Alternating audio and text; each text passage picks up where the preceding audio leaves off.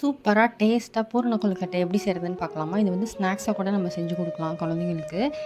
அதுக்கு நான் 1 டம்ளர் வந்து அரிசி எடுத்து நல்லா வாஷ் பண்ணிவிட்டு, அதை வந்து அரைச்சி பவுடர் பண்ணி வச்சுக்கிட்டேன், சலிச்சு வச்சுக்கிட்டேன். நீங்கள் கடையில் வாங்குற மாவு கூட யூஸ் பண்ணிக்கலாம். இப்போ வந்து 1 கப்பு மாவுக்கு 1 1/2 கப்பு தண்ணி வந்து நல்லா சூடு பண்ணிக்கலாம். அதில் வந்துட்டு கொஞ்சமாக உப்பு, அது கூடவே கொஞ்சமாக வந்துட்டு நெய், இது 2த்தையும் சேர்த்துட்டு நல்லா வந்து இந்த தண்ணி கொதிக்கிற வரைக்கும் வெயிட் பண்ணுங்கள். நம்ம ஏன் வந்து சுடுதண்ணியில் வந்து உப்பு இந்த மாதிரி நெய்யெல்லாம் போட்டு கொதிக்க வைக்கிறோம் அப்படின்னா, அந்த மாவு வந்து நம்ம பிசைஞ்சு வைக்கும்போது நல்லா சாஃப்டாக இருக்கும். அதே மாதிரி அந்த மாவு வந்து நம்ம வேக வச்சு கொழுக்கட்டையாக செஞ்சு அதுக்கப்புறமா ஒரு 1/2 அன் ஹவர் கழித்து எடுத்து சாப்பிட்டாலும் அந்த மாவு வந்து நல்லா சாஃப்டாகவே இருக்கும். அதுக்காக தான் இந்த ப்ராசஸ் பண்ணுறோம். இப்போ வந்து மாவு போட்டு நல்லா கிளறுனீங்கன்னா இந்த பதத்தில் வந்துடும்.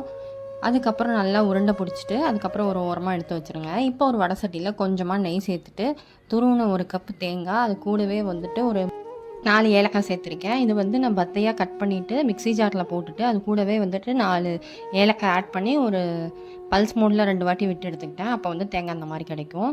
இப்போ வந்து ஸ்வீட்டுக்கு வந்து உங்களுக்கு தேவையான அளவுக்கு நீங்கள் எடுத்துக்கலாம். நான் வந்து ஒரு 3/4 கப் எடுத்திருக்கேன்.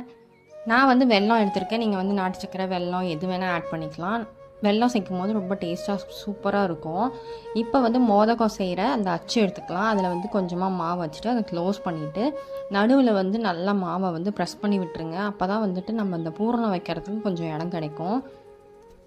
ரொம்ப மொத்தமாக பண்ணிடாதீங்க, கொஞ்சம் மெலிசாவே பண்ணிக்கோங்க. அப்போ தான் டேஸ்ட் இன்னும் சூப்பராக இருக்கும். அந்த மோதகம் பாருங்கள், எடுத்த உடனே வந்துடும். அதில் கொஞ்சமாக நெய் தடவிக்கோங்க, அப்போ வந்து ஈஸியாக வந்துடும். அவ்வளோதான். இதே மாதிரியே எல்லா பேட்சையும் செஞ்சு எடுத்து வச்சோம் அப்படின்னா சூப்பரான மோதகம் வந்து நமக்கு ரெடி ஆயிரும். என் பாப்பா வந்து நானும் செய்கிறேன்னு பயங்கர ஆர்வமாக வந்து செஞ்சிட்ருந்தா. சரி நீயும் செய்ய அப்படின்னு சொல்லிட்டு நானும் பாப்பாவும் உட்காந்து செஞ்சிட்ருந்தோம். அவளுக்கு ஒரே ஹாப்பி. அது வெடியை கையில் எடுத்த உடனே அம்மா அழகாக வந்திருக்குமா அப்படின்னு சொல்லிட்டு அவளுக்கு ஒரே ஹாப்பி தான் அது. அவள் ஃபேஸ்லேயே தெரியும் அவங்களுக்கு அதை பார்க்கும்போது. எவ்வளோ சூப்பராக வந்திருக்கு பாருமா அப்படின்னு சொல்லிட்டு இருந்தா. இப்போ தண்ணி நல்லா வச்சு சூடு பண்ணதுக்கப்புறமா இப்போ நம்ம எடுத்து வச்சுருக்க அந்த மோதகத்தையும் உள்ளே வச்சுட்டு க்ளோஸ் பண்ணிவிட்டு ஒரு 5 மினிட்ஸ் நல்லா வேக வச்சோம் அப்படின்னா நல்லா வாசனை வரும்.